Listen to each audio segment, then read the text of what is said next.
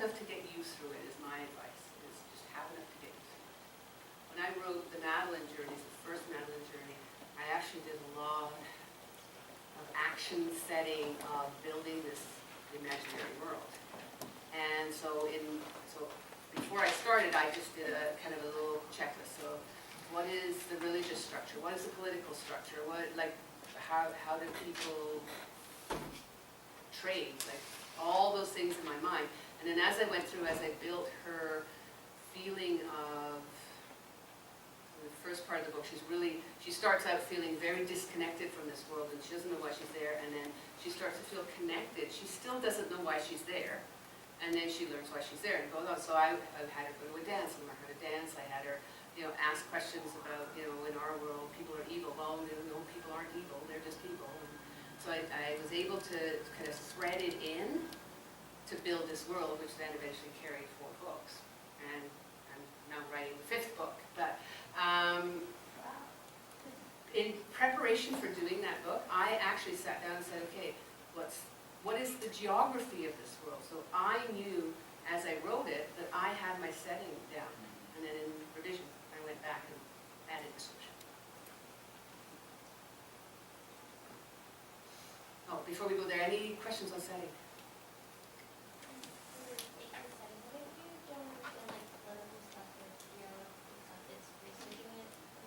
You can research, it depends on your book you're writing. So I just made it up it's a fantasy story. So I created the entire world and I made it up. I have to say that was easier than the Charity Deacon book that was set in Vancouver.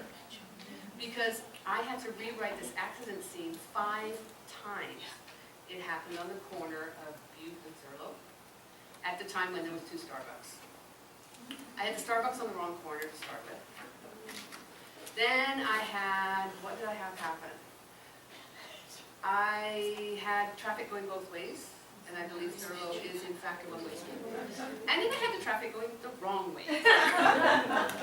So I had it so messed up that I had to actually go down and take a piece of paper and write it out, because it's real, and I had to make it as real as possible. So if you're using a real city, you can make up stuff, but you can't have a ferry instead of the Lionsgate Bridge, right? Because the Lionsgate Bridge exists. If you take it far enough that something has happened and now there's a ferry, then you have to build that in. But really, so for me, I just made it up.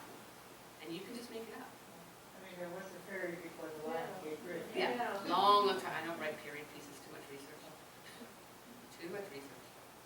I like to make up my models.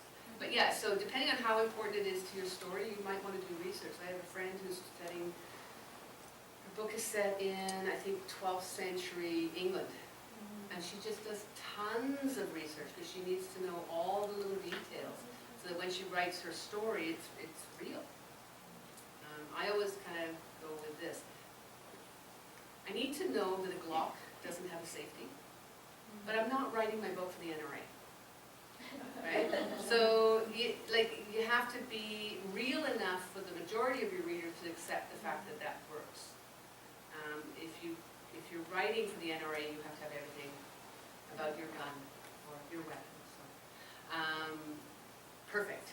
Right? And you have to have people be deaf after a firefight because you can't hear anything after a firefight. So you have to have everything perfect. Guess what? You can look that up on the internet. YouTube is your friend. I learned how to pick locks. I learned how to throw knives. I learned how to get out of zip ties. I had one of my characters in a zip tie instead of a handcuff, and she had to figure out how to get out of it. Just look it up, and YouTube always has a video for something. Can you demonstrate for us? No, because my arm is broken. Oh, yeah. But actually what you do is you know how to do this. There's that little tongue in there, you just got to hold it back and just work it so that it comes over. Or you can apparently just bang it. You can't do that if the guy's in front of you. Yeah. If you bang it, it'll snap. Lockpicks are fun. Any other questions about setting? I have a concern about setting, if you're setting it in a foreign country. Right off your holiday. Right off your holiday. Oh, yeah, no, but I mean, I guess my question would be, when does it become a travel hub of sorts, and when did, so much, because it's like in Italy, there's so much to put in. And it depends on your story, I think. So the question, in case anybody didn't hear it, is like, when you're setting this in a foreign country, how much do you need to put in there? So the second Charity Deacon book is set in France, because I went to France for holidays, and I went same area a couple of times, so I figured I knew.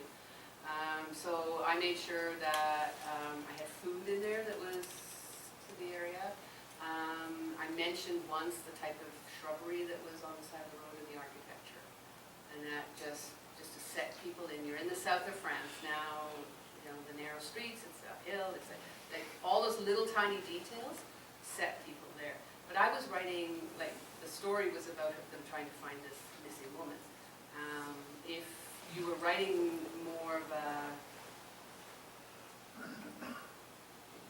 Under the Tuscan Sun, your setting is so much part of the romance that you want to put that in there. You want to talk about the quality of the light, you know, all that stuff. So it kind of depends. And again, first draft, don't worry. Put in what you think is right. Put in what gets you to the next word, the next word, the next word. And then you're going to craft it in the revision. The internet is your friend. Don't believe everything you read on the internet. Just admonish you for What, that. really? And don't respond to people who are asking you to meet them just for coffee. Conflict. Yeah. Conflict. So there are other kinds of stories. There are other cultures have stories that really don't have a lot of conflict in them. This is talking about the general Western type of story. Conflict drives the story. And it's really all about the struggle between those two main characters to achieve their goal. So when we look at this is, they don't necessarily have to have the same goal, but they can't both get their goal. So it has to be mutually exclusive. Right? So you have a thriller where the protagonist is trying to protect the witness, and the antagonist is trying to kill the witness. Not the same goal, but they certainly can't both have what they want.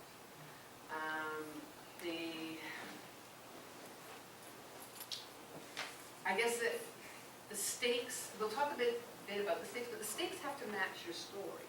Right? So if you're writing a thriller, it has to be pretty dire, pretty life and death. But really the stakes are about what it means to your characters.